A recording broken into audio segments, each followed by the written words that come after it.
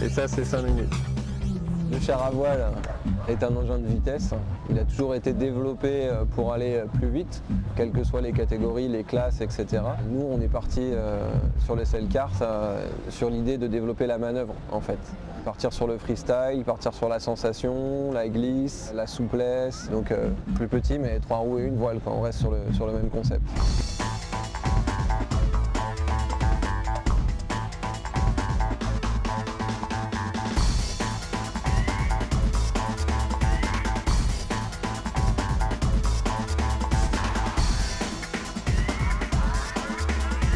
Du moment où on a une surface un petit peu glissante, on peut commencer à attaquer des figures en glisse qui sont sympas. Du type 180 ou 360 à plat.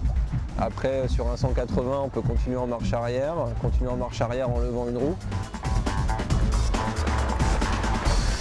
Après en manœuvre lente, un peu plus dans l'équilibre, donc il y a le fait de maintenir sur 2 roues à très faible vitesse pendant assez longtemps. Il y a aussi le fait de passer un obstacle très précisément, lever juste avant l'obstacle et reposer juste après l'obstacle.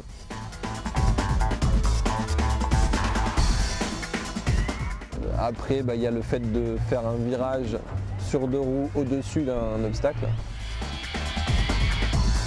Après, sur les virements de bord, donc les virages face au vent, on en arrive à déséquilibrer l'engin suffisamment pour qu'il tombe en fait. Et en poussant la voile à contre, on se retrouve sur des mouvements de windsurf en fait. En poussant la voile à contre, en prenant la baume à la main, on arrive à remonter l'ensemble en fait.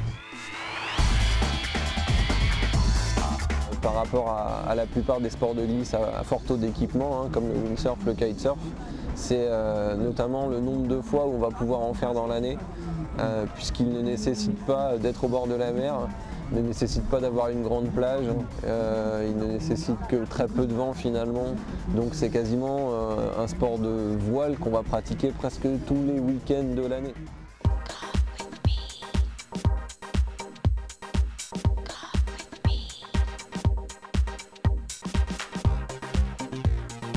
Il tient dans un coffre de voiture, ça veut dire qu'on peut l'emmener partout, mais qu'on peut aussi emmener la famille avec.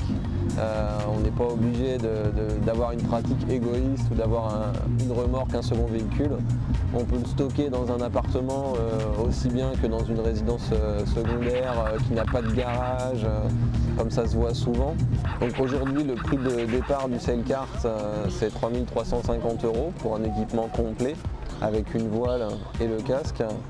Ce prix correspond à peu près à ce qu'on retrouve dans les domaines concurrents, on va dire, ce qui est windsurf, kitesurf, donc sport de glisse, même de glisse de voile. Accroche-toi là, ça va tourner.